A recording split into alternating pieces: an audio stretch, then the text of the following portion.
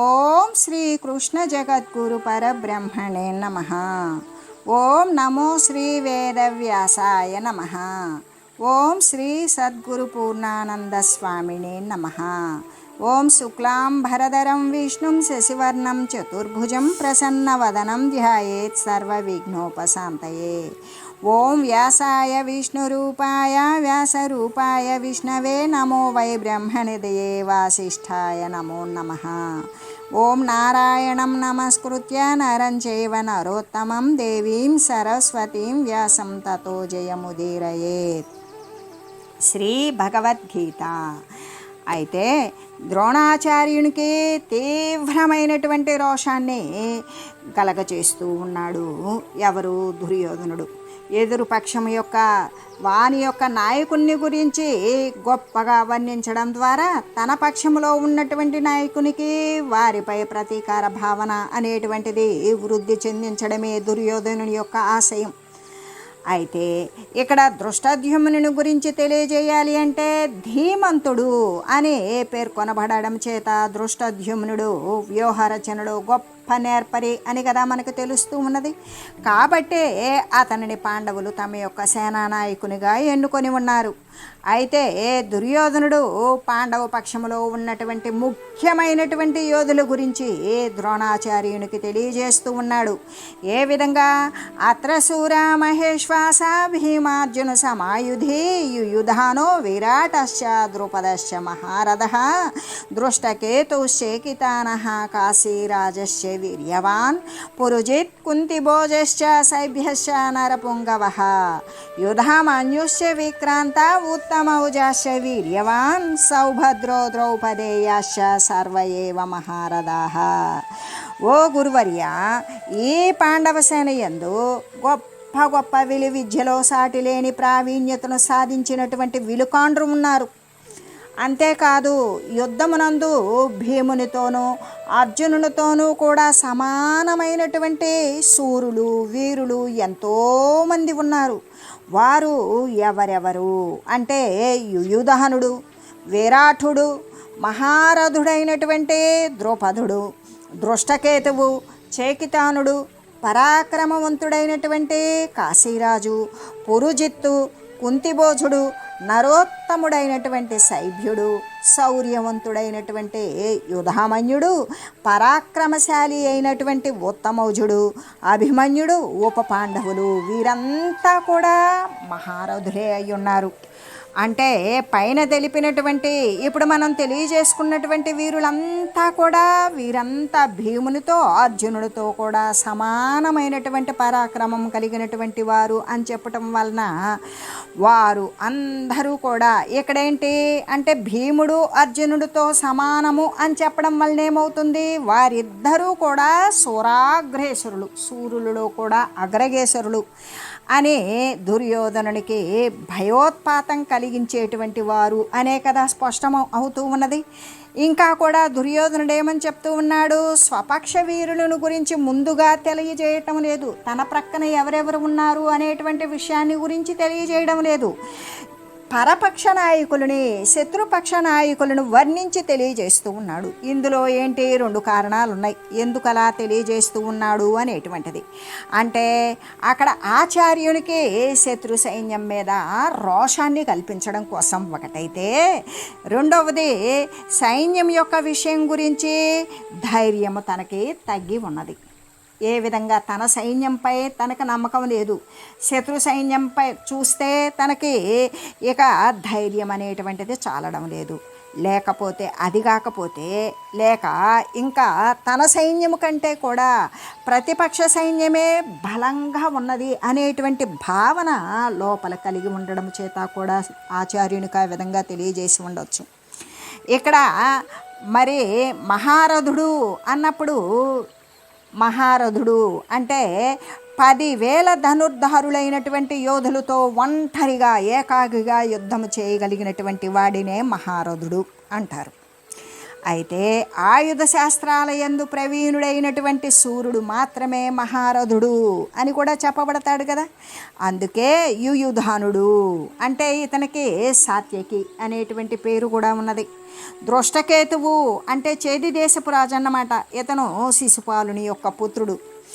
ఆ శిశుపాలుడు చనిపోయిన తర్వాత అప్పుడు శిశుపాలుని కుమారుడు పాండవుల పక్షంలోనే చేరి ఉన్నాడు. అంతేకాదు పురుజిత్తు కుంతిభోజులు అని చెప్తూ ఉన్నారు కదా, ఈ పురుజిత్తు కుంతీదేవికి సోదరుడే.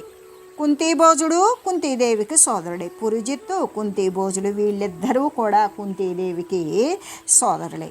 అయితే ఇప్పుడు ఇంకా ద్రౌపదేయాశ అని చెప్పబడింది. అప్పుడు ద్రౌపదేయులు ఎవరు అంటే ద్రౌపదికి 5 కుమారుడు.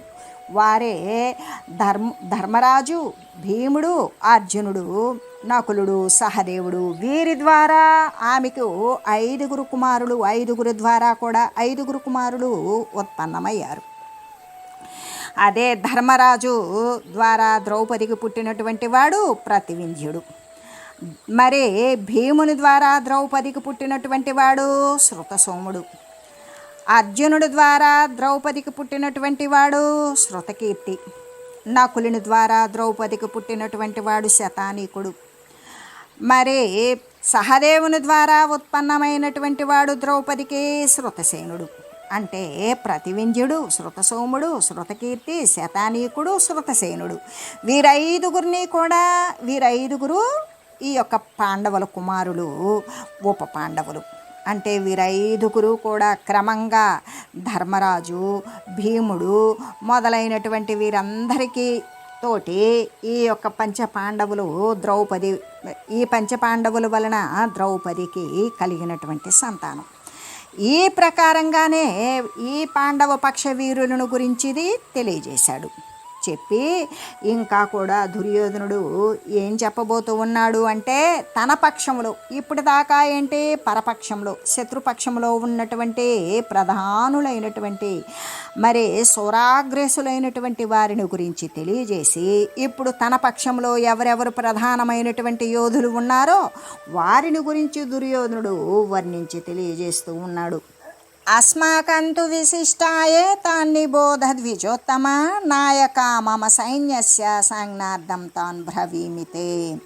ఓ బ్రాహ్మణోత్తమ, ఇక మన సైన్యంలో ప్రముఖులు అంటే ఎవరెవరు ముఖ్యమైనటువంటి వారు ఉన్నారో వారిని గురించి నేను నీకు ఒక్కసారి తెలియజేస్తాను. ఎవరు అంటే సేనా నాయకులు ఎవరైతే ఉన్నారో ప్రముఖులు కానీ సేనలకు నాయకులుగా ఎవరెవరైతే ఉన్నారో వారిని గురించి నీకు మరొక్కసారి జ్ఞాపకం కోసం నేను మీకు తెలియజేస్తున్నాను, వినండి. ఏంటంటే ప్రతిపక్ష వీరులను మాత్రము తెలిపినట్లయితే ద్రోణునకు ఒకవేళ అధైర్యం కలుగుతుందేమో అని కేవలం శత్రుపక్షం వారిని మాత్రమే తెలియజేసి తన స్వపక్షం వారిని గురించి తెలియజేయకపోతే ఒకవేళ ద్రోణాచార్యునికి ఒకవేళ అధైర్యం కలుగుతుందేమో, భయపడతారేమో అని ఆలోచన చేశాడు దుర్యోధనుడు. మళ్ళీ కూడా ఆచార్యులకి ధైర్యాన్ని ఉత్పన్నం చేయడం కోసం తన స్వకీయమైనటువంటి శూరవీరులను తన పక్షంలో ఉన్నటువంటి వీరులను గురించి దుర్యోధనుడు తెలియజేస్తూ ఉన్నాడు. ఏమని? భవాన్ భీష్మశ్చ కర్ణశ్చ కృపశ్చ సమితింజయ అశ్వత్థామ వికర్ణశ్చ సౌమధర్తిస్తదైవ చ అన్యే చ బహవః శూరా మదర్థే త్యక్త జీవితాః నానా శస్త్రప్రహరణ సర్వే యుద్ధ విశారదాః. అంటే ఏమని చెప్తూ ఉన్నాడు? మొట్టమొదటగా ఆచార్య, మీరు భీష్మ పితామహులు, కర్ణుడు యుద్ధమునందు జయాన్ని గురించి ఆలోచన చేసి జయం కోసం పాటుపడేటువంటి కృపాచార్యుడు. ఆయన ఎల్లప్పుడూ కూడా జయశీలుడే అయి ఉంటాడు. అటువంటి కృపాచార్యుడు అశ్వత్థామ, మీ పుత్రుడైనటువంటి అశ్వత్థామ, వికర్ణుడు, భూరిశ్రవుడు ఇంకా కూడా నా కోసము వారి వారి జీవితాలను దారబోయడానికి మరి అనేకమైనటువంటి ఇతర శూరులు, వీరులు అందరూ కూడా యుద్ధానికి చేయడానికి సమర్థతతో కూడుకొని వివిధ రకాలైనటువంటి శస్త్రాలను, అస్త్రాలను కూడా ధరించి ఇక్కడ నిలబడి ఉన్నారు అని చెప్పాడు. అంటే దుర్యోధనుడు వీరుల్ని గురించి తెలియజేసేటప్పుడు తన పక్షానికి భీముడు సేనాపతి అయి ఉండగా అతని పేరు ముందు చెప్పల. అతని పేరు ముందు చెప్పకుండా ఏమన్నాడు? ఎవరున్నారు? మొట్టమొదట గురువర్య మీరు అని చెప్పాడు. ఎందుకు ద్రోణుని పేరు ఎందుకు చెప్పవలసి వచ్చింది అంటే, ఎదుట ఉన్నటువంటి ద్రోణుడు ఏమి భావించుకుంటాడో అనేటువంటి మొహమాటం కొద్ది సందేహించైనా చెప్పి ఉండవచ్చు. లేకపోతే గురువునే ప్రారంభంలో ప్రప్రథమమున ఎన్నుకోవడం భావ్యము అని తలంచి అయినా చెప్పి ఉండవచ్చు. ద్రోణాచార్యుని ఒకవేళ ఉత్తేజపరిచేటువంటి ఉద్దేశంతో అయినా సరే అలా చెప్పి ఉండవచ్చు. ఏది ఏమైనప్పటికీ కూడా ఈ యొక్క రెండు సేనల ఎందలి అంటే శత్రుపక్షం అంటే పాండవ పక్షంలో ఉన్నటువంటి శూరవీరులను గురించి, తన పక్షంలో స్వకీయ పక్షంలో ఉన్నటువంటి శూరులను వీరులను గురించి ద్రోణాచార్యుడికి తెలీదా అంటే తెలుసు.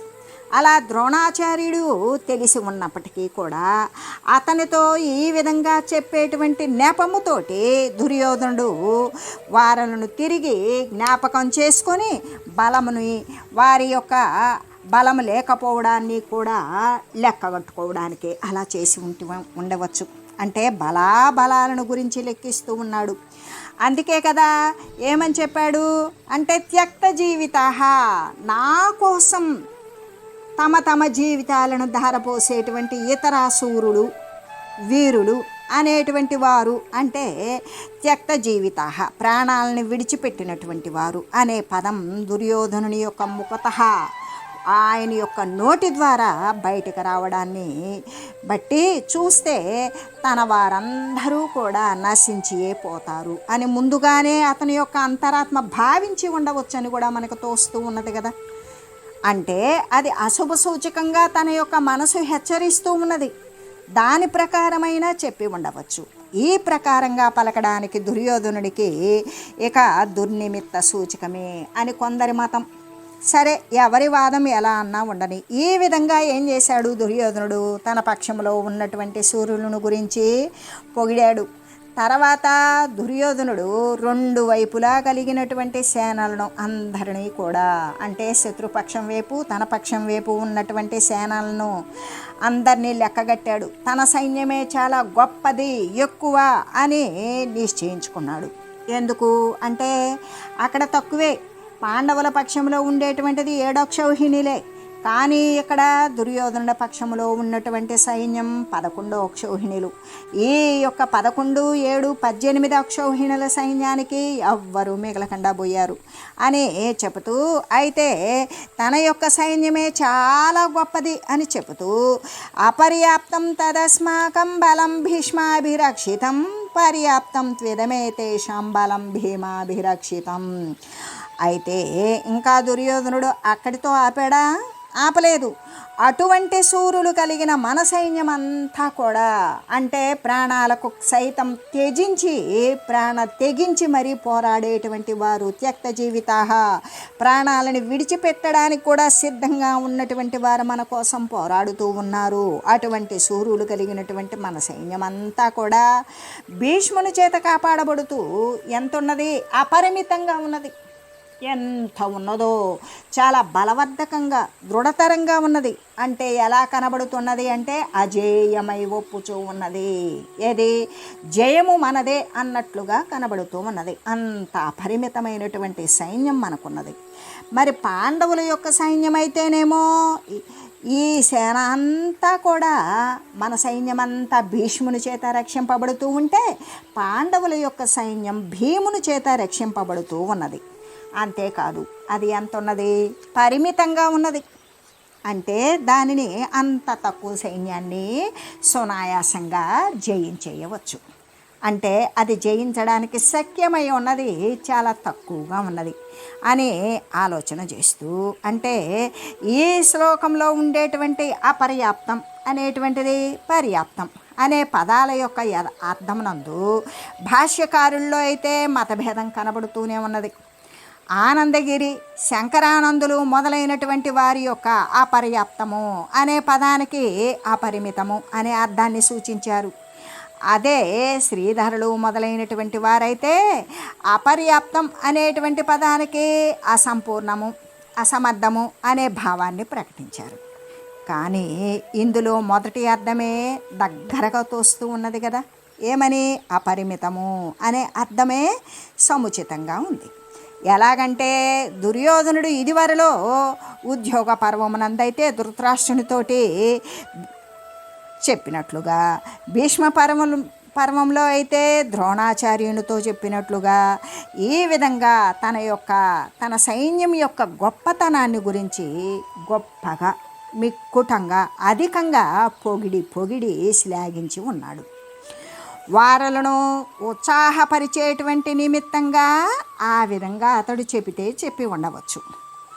ఇప్పుడు అదే సందర్భం కాబట్టి మరి ఒక విధంగా అతడు చెప్పి ఉండడు కదా. అందుకనే తన సైన్యాన్ని కించపరుచుకునేటువంటి అవకాశం అయితే ఇక్కడ ఉన్నదా అంటే ఏమాత్రమూ లేదు. తన సైన్యాన్ని తను ఎప్పటికీ కించపరచుకోడు.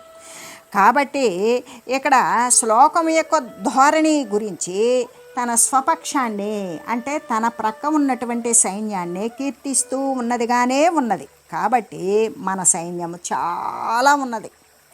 పాండవ సైన్యము ఇక్కడ ఇంకో అర్థం, మన సైన్యం చాలాకున్నది అంటే చాలా ఉన్నది, చాలాకున్నది. పాండవ సైన్యం పరిపూర్ణముగా ఉన్నది అనేటువంటి అర్థమైతే ఇక్కడ ఈ సందర్భానికి తగినట్లుగా ఉన్నదా? లేదు, సందర్భోచితంగా అయితే లేదు. తన సైన్యాన్నే శ్లాఘిస్తూ ఉన్నాడు. ఇదే కదా మరి దుర్యోధనుడు ద్రోణాచార్యునికి చెప్పినటువంటి విషయం కూడా ఇక్కడ మనం గమనించదగి ఉన్నది. ఏమని? మన సైన్యం భీష్ముని చేత రక్షింపబడుతూ ఉన్నది. ఇక్కడ పాండవ సైన్యం భీమాభిరక్షితం అంటే భీముని చేత రక్షింపబడుతూ ఉన్నది. ఎందుకు? కౌరవసేనకు భీష్ముడు అధిపతి అయి ఉన్నట్లుగా పాండవసేనకు దృష్టద్యుమ్నుడు అధిపతి అయి ఉండ ఇక్కడ భీముని చేత రక్షింపబడినటువంటి పాండవసేన అని ఎందుకు చెప్పబడింది? ఏ విధంగా అక్కడ సర్వసైన్యాధ్యక్షత భీష్మునికి ఇవ్వబడింది. అలా ఇవ్వబడినప్పుడు ఆ సేన అంతా భీష్ముని చేతనే రక్షింపబడుతూ ఉన్నది. ఇక్కడ దృష్టద్యుమ్నుని చేత రక్షింపబడుతూ ఉన్నది సైన్యాధ్యక్షుడు దృష్టద్యుమ్నుడు పాండవ సైన్యానికి. అయినా కూడా పాండవ సేనను భీముని చేత రక్షింపబడేటువంటి పాండవ సేన అని చెప్పారు కదా. ఇందుకు కారణం ఇదైతే అయి ఉండవచ్చు. ఏంటది అంటే భీముడు ధార్తరాష్ట్రులందరినీ కూడా చంపేయడానికి కృతనిశ్చయుడై ఉన్నందున దుర్యోధనుని యొక్క చిత్తమున అతడే స్ఫురించి ఉండవచ్చు. ఎందుకు? వజ్రము అనేటువంటి ఈ యొక్క వ్యూహాన్ని పన్ని పాండవ పక్షాన దృష్టద్యుమ్నుడైనటువంటి నీ శిష్యుడు ఆ వజ్ర వ్యూహము అనేటువంటి రచన చేసి ఉన్నాడు పాండవ సేనలో అని చెప్పినటువంటి ఆయన మన సైన్యాన్ని భీష్ముడే కాపాడుతూ ఉన్నాడు, పాండవ సైన్యాన్ని అప్పుడు దృష్టద్యుమ్నుడు కాపాడాలి అని చెప్పాలి కదా. అలా చెప్పకుండా మన సైన్యాన్ని భీష్ముడు కాపాడుతూ ఉంటే, రక్షిస్తూ ఉంటే పాండవ సైన్యాన్ని భీముడు రక్షిస్తూ ఉన్నాడు అని చెప్పాడు. ఎందుకు అలా చెప్పాడు అంటే భీముడు ప్రతిజ్ఞ చేశాడు. ఏమని? ఈ ధృతరాష్ట్రుని యొక్క కుమారులనందరినీ కూడా నేను వధిస్తాను అని ప్రతినబూని ఉన్నాడు భీముడు. ఆ భయం చేత ఒకవేళ అతడు కృతనిశ్చయుడై భీకరంగా కనబడేటువంటి భీముణ్ణి చూసేటప్పటికీ దుర్యోధనుని యొక్క చిత్తములో అతను చేసినటువంటి ప్రతిజ్ఞ కారణంగా ఈ ధృతరాష్ట్ర కుమారులందరూ భీముని చేత చంపబడుతున్నారు అనేటువంటి విషయం స్ఫురించి ఉండి ఆ విధంగా పాండవ సేనను భీముడు కాపాడుతున్నాడు అని చెప్పి ఉండవచ్చు. అంతేకాదు దృష్టద్యుమ్నుడు పాండవ సేనకు నాయకుడుగా నియమింపబడినప్పటికీ కూడా సేననంతా కూడా కాపాడటానికి భీముడు కూడా నియోగించబడ్డాడు. ఎందుకంటే సైన్యానికి దృష్టద్యుమ్నుడు నాయకుడుగా ఉన్నప్పటికీ కూడా, అలా నియమించబడినప్పటికీ కూడా సేన మొత్తాన్ని కాపాడటానికి భీముడు కూడా నియోగించబడ్డాడు. ఎందుకు? సైన్యాధ్యక్షుణ్ణి కాపాడుకుంటే అప్పుడు సైన్యమంతా రక్షింపబడుతుంది. ఆ సైన్యాధ్యక్షుణ్ణి కాపాడుకోవడం భీముని పని. ఆ విధంగా నియోగించబడ్డాడు. అంతేకాదు మొట్టమొదటి రోజే పాండవుల చేత రచింపబడినటువంటి వజ్రవ్యూహము అనేటువంటి దాని యొక్క రక్షణ కొరకు దాని ముందు భాగంలో, పై భాగంలో, అగ్రభాగంలో ఎవరున్నారు? భీముడే ఉన్నాడు. కాబట్టి సేనారక్షకుడుగా అతడే దుర్యోధనుడికి కనపడి ఉండవచ్చు. ఆ విధంగా కూడా అందుకని కూడా ఇలా ద్రోణాచార్యునితో దుర్యోధనుడు చెప్పి ఉండవచ్చు. అయనేషు చ సర్వేషు యదా భాగమవస్థితాః భీష్మమేవాభిరక్షन्तు భవంతః సర్వ ఏవ హి. అయితే మీరందరూ కూడా మీ మీ వ్యూహ మార్గాల యందు మీ మీ నియమిత స్థానాల యందు ఉండి భీష్ముడిని సర్వ విధాలా కాపాడుచూ ఉండండి అని చెప్పాడు. ఇంకా ఏమని, మీరందరూ కూడా మీరు రచన చేసేటువంటి మీరు మీ మీ వ్యూహ రచన చేస్తారు కదా, ఆయా స్థానాలలో మీకు నియమించబడినటువంటి మీ నియమిత స్థానాలలో ఎందే ఉండి ఉన్నప్పటికీ కూడా సర్వసైన్యాధ్యక్షుడిగా భీష్ముడే ఉన్నాడు కాబట్టి సైన్య రక్షణ అంతా భీష్ముడిదే కాబట్టి మీరంతా భీష్ముడిని సర్వ విధాలా కూడా కాపాడుతూ ఉండాలి అని చెప్పాడు. అంతేకాదు ఇంకా అలా ఎందుకు చెప్పి ఉండవచ్చు అంటే భీష్ముడు మహాపరాక్రమశాలి, ఆయన తనను తాను రక్షించుకోగలడు. అలాగైనట్లయితే భీష్ముణ్ణి సర్వ విధాలా కాపాడుచూ ఉండండి అని దుర్యోధనుడు ద్రోణాచార్యునికి ఎందుకు తెలియజేశాడు? ఇందుకే ఏదైనా కారణం ఉన్నదా అంటే ఉన్నది. ఏంటది? ద్రౌపదిని పుత్రుడైనటువంటి శిఖండి అంటే దృష్టద్యుమ్నునికి ద్రౌపదికి ముందు శిఖండి అనేటువంటి ఒక కుమారుడు ఉన్నాడు. ఎవరికి? ద్రుపద మహారాజుకి. ఆ ద్రుపద పుత్రుడైనటువంటి శిఖండి మొట్టమొదట స్త్రీ రూపంతో ఉత్పన్నమయ్యాడు. తర్వాత యక్షుని యొక్క అనుగ్రహము చేత పుంసత్వాన్ని పొందాడు. ఆ విధంగా స్త్రీ రూపము మొట్టమొదట స్త్రీ రూపం కలిగి ఉండి ఉన్నందువల్ల అతనితో యుద్ధము చేయను అని భీష్ముడు ప్రతిజ్ఞ చేసి ఉన్నాడు. అందుకని కాబట్టి పాండవ పక్షమున ఉన్నటువంటి శిఖండి ఎదురుగా వచ్చాడో ఇంకప్పుడు భీష్మ పితామహులు యుద్ధం చేయరు. కాబట్టి శిఖండి భీష్మునికి ఎదురు పడకుండా అస్సలు మీరు శిఖండిని తప్పిస్తూ పితామహులకి ఎదురు పడకుండా మీరు జాగ్రత్తగా ఉండండి. ఆ విధంగా ఉంటే అంటే పాండవ పక్షమున ఉన్నటువంటి శిఖండి గనక భీష్మ పితామహులకు ఎదురుగా వచ్చిందనుకో, భీష్ముడు అతనితో ఏమాత్రము యుద్ధం చేయడు. అంతేకాదు తన శస్త్రాలు అస్త్రాలన్నీ కింద వేస్తాడు. ఇవన్నీ ఎందుకు? ఆ ఆపదను చూసుకొని శత్రువులు ఏం చేస్తారు? భీష్మ పితామహుణ్ణి ఒకవేళ వధించవచ్చు.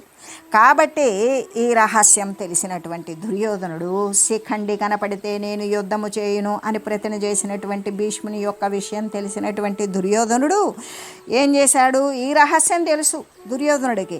అందుకని దుర్యోధనుడు ఏం చేస్తూ ఉన్నాడు? వీరులందరినీ కూడా భీష్ముని ఎదుటకు శిఖండి రాకుండా ఉండేలాగా, భీష్ముని ఎదురు శిఖండి పడకుండా ఉండేలాగా సర్వ విధాలా కూడా అతన్ని సంరక్షిస్తూ ఉండండి అని ఆదేశం చేశాడు. భీష్ముడు కనుక ఒక్కడు క్షేమంగా ఉన్నాడనుకో శత్రువులు మొత్తాన్ని పరిమార్చి వేస్తాడు. అంటే పాండవ సైన్యాన్ని నశింపజేసేస్తాడు. అంటే అంత శత్రువులు మొత్తాన్ని ఒక్కసారిగా పరిమార్చగలిగినటువంటి సామర్థ్యము భీష్మ పితామహునికి ఉన్నది. కాబట్టి ఈ తన సైన్యం అంతా కూడా క్షేమంగా ఉన్నట్లే అని భావించినటువంటి వాడైన దుర్యోధనుడు తన వీరులను పై విధంగా ఆజ్ఞాపించాడు. ఏమని? ఆ ద్రుపదుని యొక్క కుమారుడు శిఖండి భీష్మ పితామహునికి ఎదురు పడకుండా ఉండేలాగా సర్వ విధాలా కూడా భీష్ముని సంరక్షిస్తూ ఉండండి. ఎందుకు? శిఖండి ఎదురయ్యాడా భీష్మ పితామహుడు యుద్ధం చేయడు. ఆయన యుద్ధం చేయకుండా శస్త్రాస్త్రాలు ఎప్పుడైతే కింద వేశాడో అప్పుడు శత్రువులు ఆయనను చంపివేయవచ్చు. కాబట్టి ఈ విధంగా భీష్ముణ్ణి రక్షిస్తూ ఉండండి అని తన వీరులందరినీ కూడా ఆదేశించాడు. ఈ ప్రకారంగా దుర్యోధనుని యొక్క వృత్తాంతమంతా కూడా తెలియజేశాడు సంజయుడు. ఎవరికి? ధృతరాష్ట్రునికి తెలియజేసి ఇంకా కూడా ఆ యుద్ధ భూమిలో తర్వాత జరిగినటువంటి సంఘటనలను మొత్తాన్ని కూడా వివరిస్తూ ఉన్నాడు అని తెలియజేస్తూ ఓం మంగళం పావన గీతామాత జయ మంగళం భక్తజనావని బంధ విమోచని భవభయహారిణి భవ్యదాయిని మంగళం ఓం మంగళం శ్రీ కురుక్షేత్ర రణక్షోణీ విహారిణే పార్థసారథి రూపాయ గీతాచార్యాయ మంగళం. ఓం మంగళం మహత్.